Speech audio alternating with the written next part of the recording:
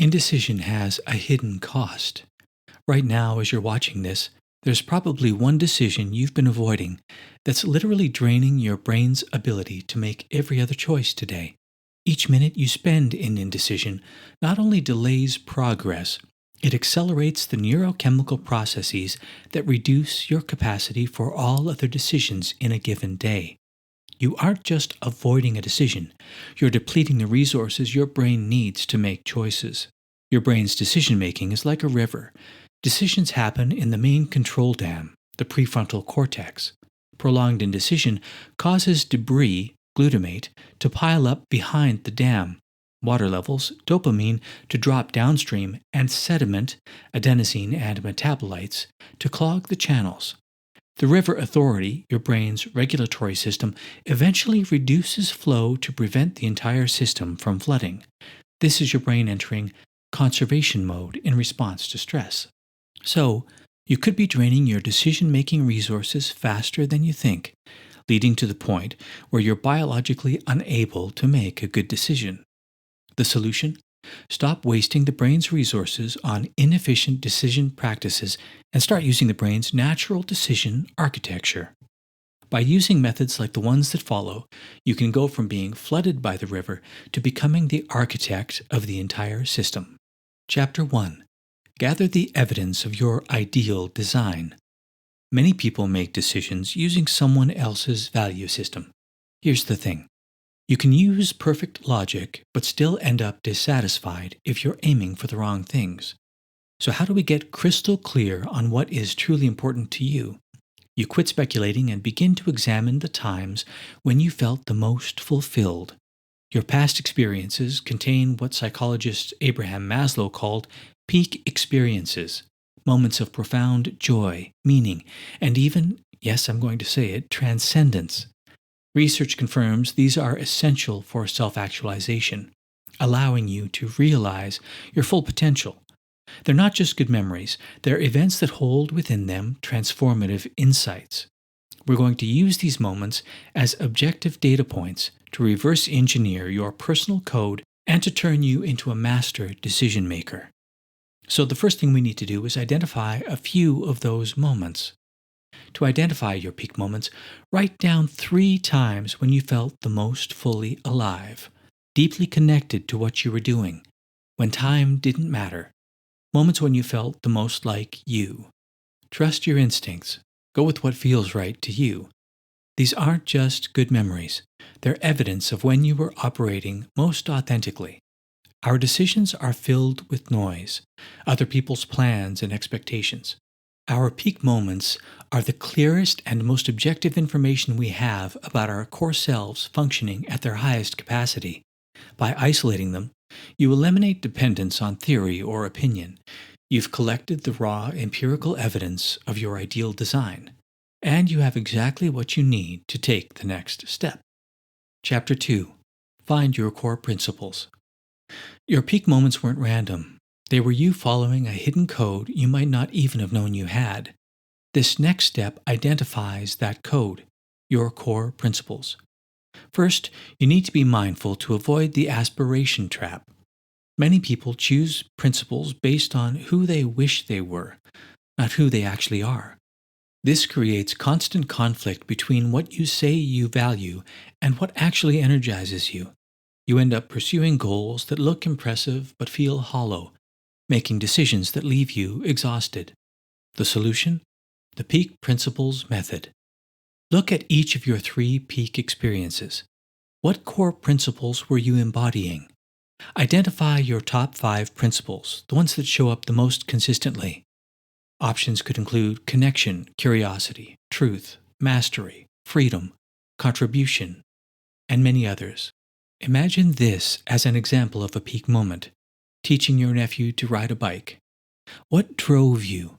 Growth, connection, contribution? That's your authentic operating system. Here's the scientific payoff. You're engineering principle-goal concordance, aligning your actions with your core principles. We can see from the research that this creates significantly lower burnout, increases persistence, and can increase feelings of satisfaction and fulfillment. It's a scientifically validated strategy for reducing anxiety and becoming a more effective, less stressed decision maker. By finding your core principles in your peak moments, you've learned to recognize the signal, "this matters."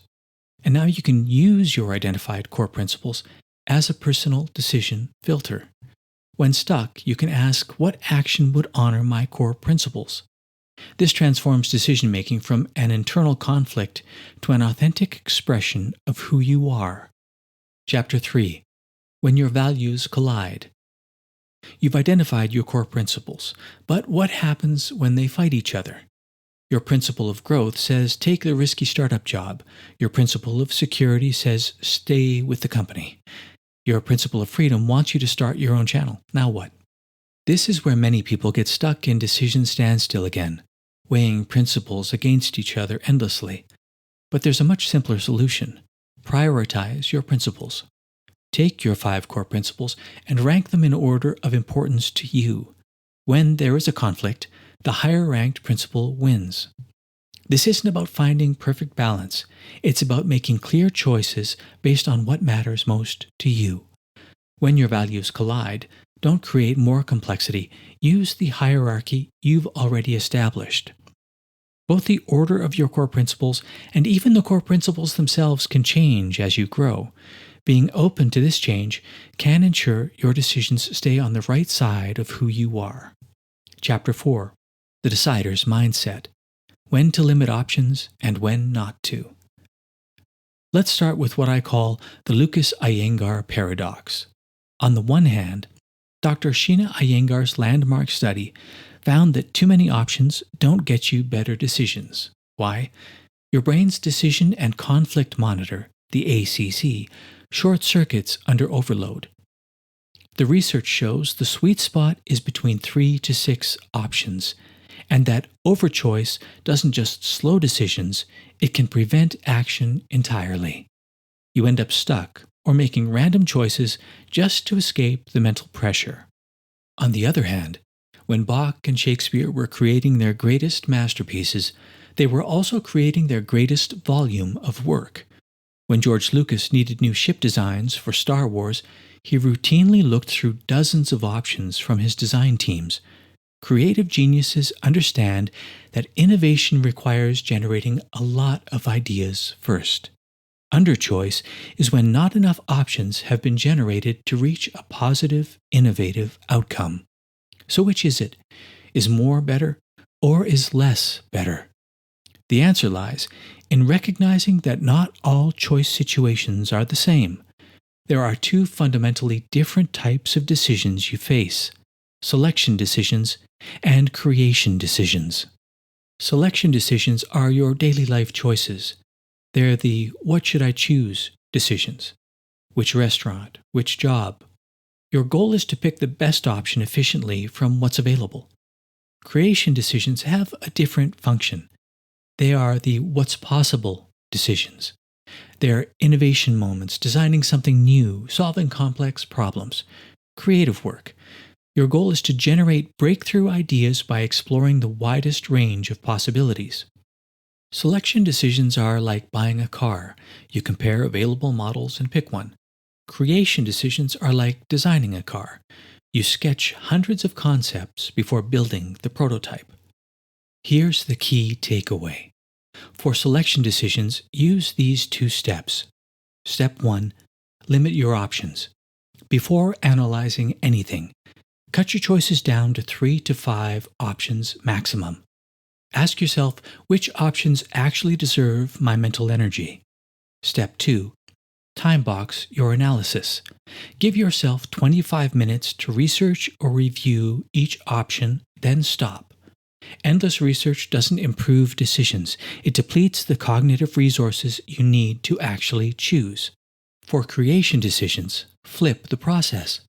Generate many possibilities first, then time box your review of all options so that when review time is up, you have successfully narrowed down your best 3 to 5 options for final selection.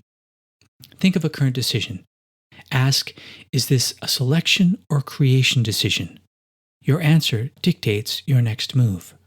This is how you defeat choice overload while preserving your creative potential and making the best decisions in line with your core principles.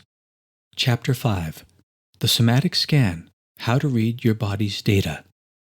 Imagine this: you're facing two job offers. On paper, they're nearly identical, but when you imagine taking one, you get a sinking feeling.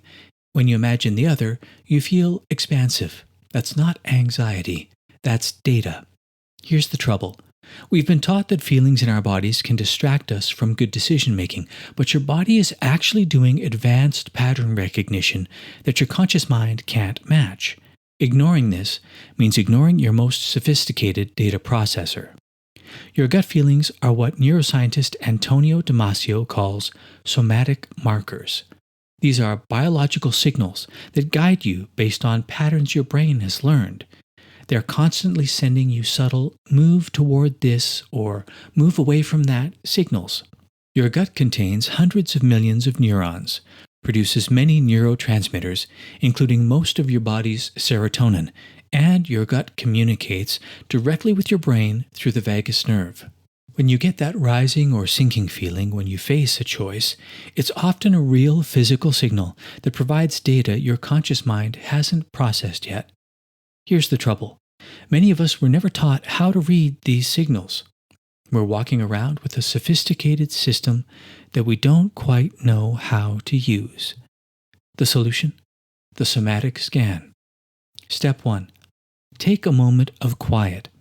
Think of somatic markers like whispers. You've got to be listening. Step 2. Bring one potential choice to mind. Don't analyze it, just hold the image of having chosen it. Step 3. Scan for 3 core somatic signals. Expansion, openness. Your chest opens, your shoulders relax, breathing becomes easier. This is a move toward signal. Contraction, tension. Your stomach tightens, your jaw may clench, breathing can become shallow. This is a move away signal. Numbness, confusion. No clear signal at all is coming through. This means you don't have enough information yet, and your body knows it. Your intuitive system is powerful, but it's not infallible. It's most reliable when you have experience in the area you're deciding about, and when you're not in a heightened emotional state that is stimulated with fear or excitement. These can create false signals. We aren't trying to replace logic with intuition. We want to use both of these valuable systems to make the best decisions.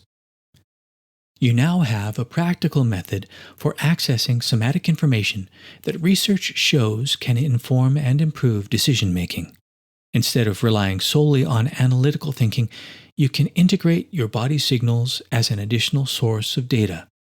This gives you more of a complete picture when making complex choices. This is what self-led decision-making looks like, using all available information systems in a balanced and integrated way. Chapter 6: How to Avoid Guaranteed Failure. NASA doesn't build rockets hoping for the best. They systematically engineer out every point of failure they can imagine. You can apply this same elite mindset to your decisions. Research shows that imagining failure in advance, called prospective hindsight, helps teams identify significantly more potential problems than traditional forward-only planning. Here's the catch. It's not just single-minded positivity that sabotages plans. We systematically underestimate risks while overestimating our control, creating what psychologists call the illusion of validity.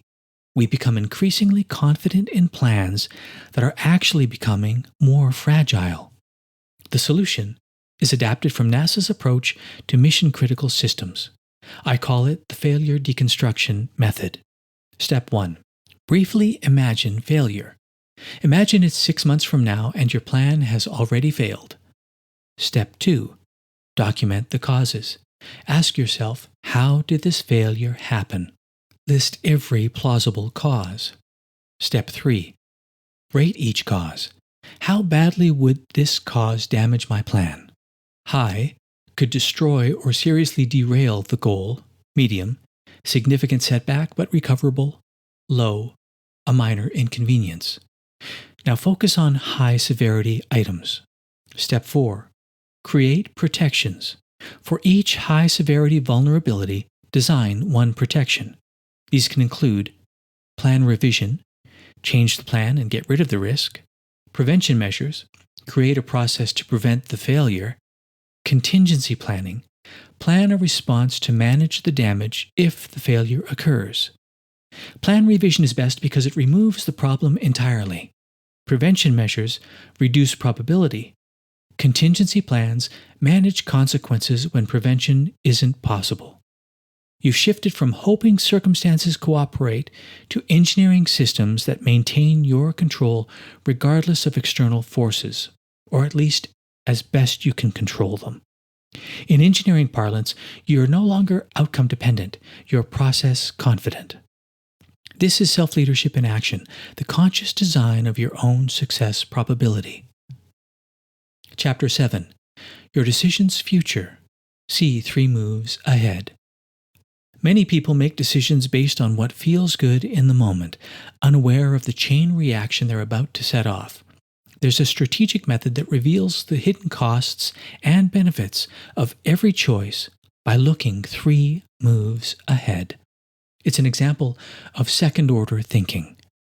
You see, your brain naturally focuses on immediate rewards because that's how we survived as a species. This immediate focused thinking is automatic, and it can prevent us from considering future consequences that often matter more than the initial result. This exposes us to what I call the single splash trap. We optimize for the immediate splash, completely ignoring the powerful and sometimes dangerous ripples that follow. The cost can be great.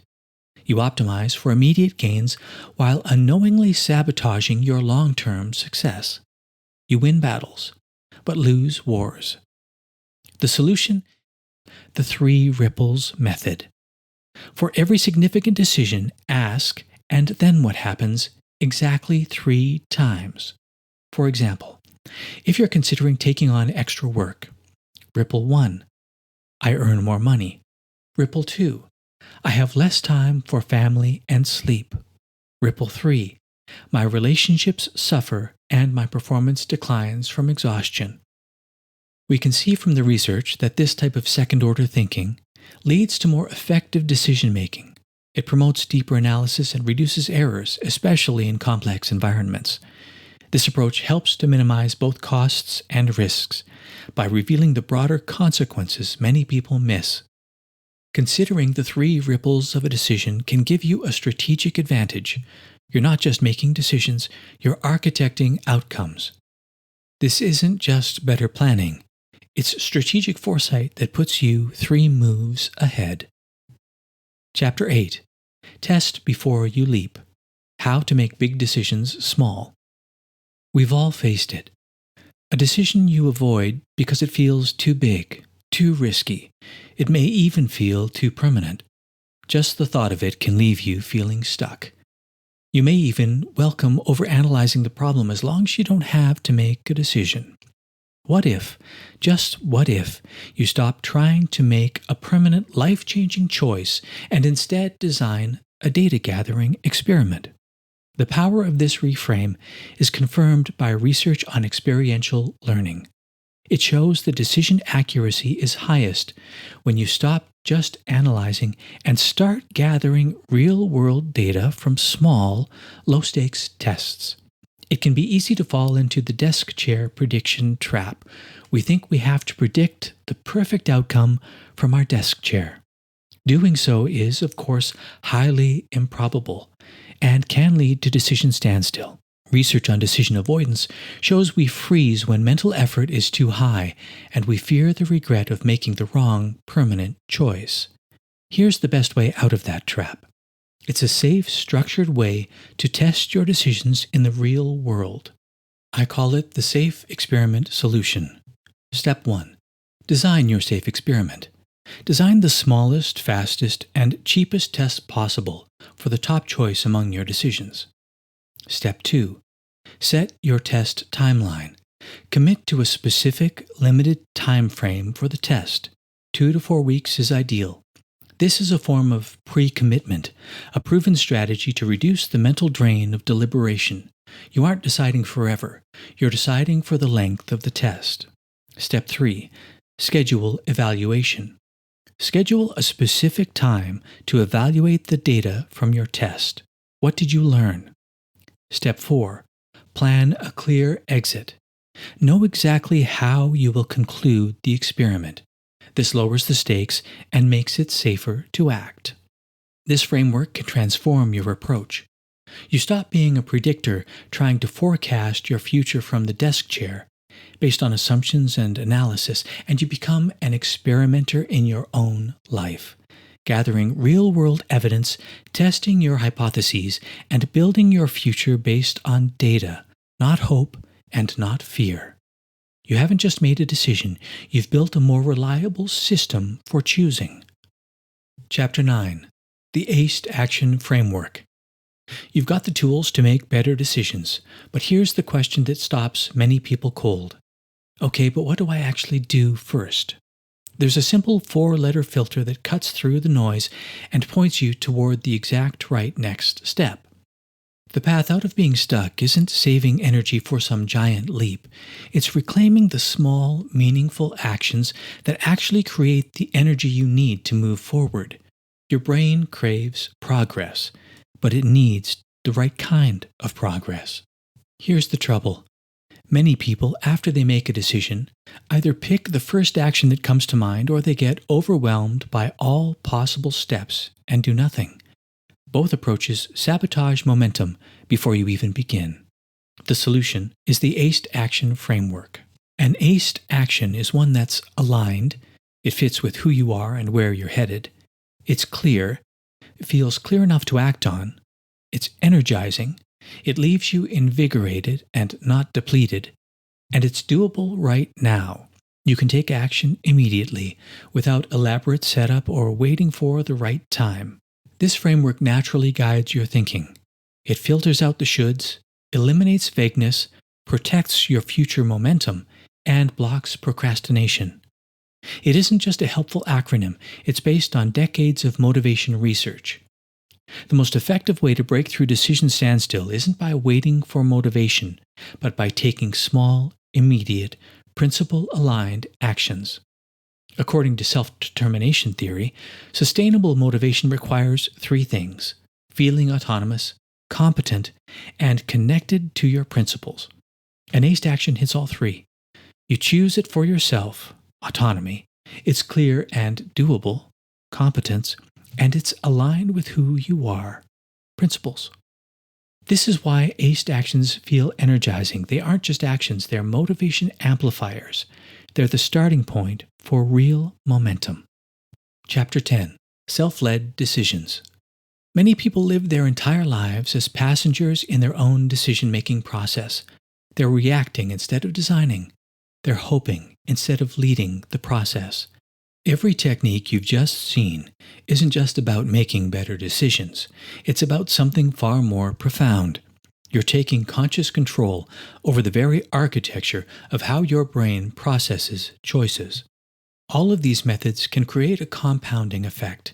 Your decision-making capabilities strengthen with every choice, giving you the tools to handle the most complex of life's decisions. This is your most fundamental right as a human being. Through external influences, through complexity, even through fear, you maintain your personal agency, your authority to choose.